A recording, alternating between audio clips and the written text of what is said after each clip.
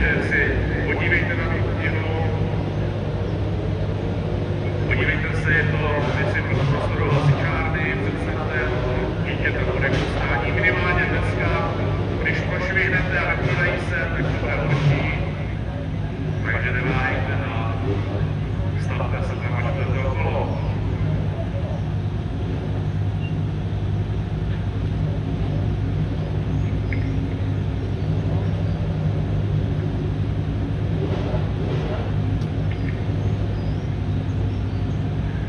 Jestli jsme dobře slyšeli z vysílaček, byl tam nějaký technický problém u některého vozu.